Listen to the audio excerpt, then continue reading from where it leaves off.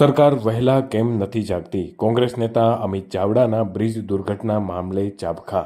મધ્ય ગુજરાત અને સૌરાષ્ટ્રને જોડતો આ બ્રિજ આણંદ અને વડોદરા જિલ્લાને જોડવામાં પણ મહત્વપૂર્ણ ભૂમિકા ભજવે છે.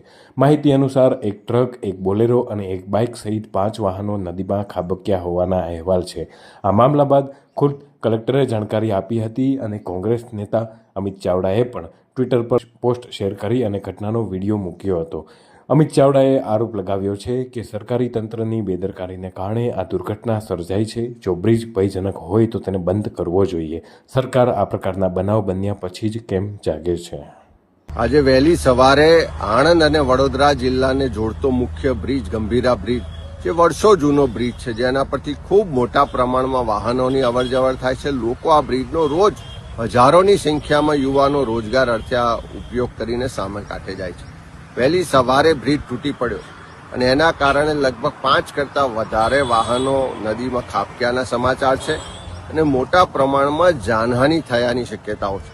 વહેલી સવારે જ કલેક્ટરશ્રી સાથે, એસપી સાથે ને બંને વડોદરા અને આણંદ જિલ્લાના વહીવટીતંત્ર સાથે વાત પણ કરી, બચાવ કામગીરી તાત્કાલિક શરૂ કરવા માટેની રજૂઆત પણ કરી છે.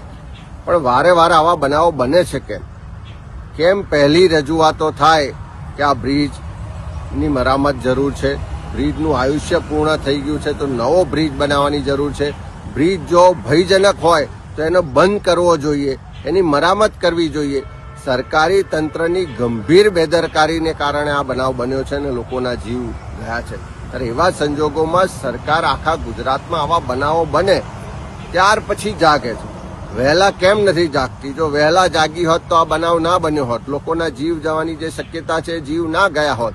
મને જે જાણકારી છે મુજબ મોટા પ્રમાણમાં લોકો નદીમાં ડૂબ્યા છે અને આ જે બનાવ બન્યો એના કારણે આખા વિસ્તારમાં અત્યારે ખૂબ ચિંતાનું વાતાવરણ છે.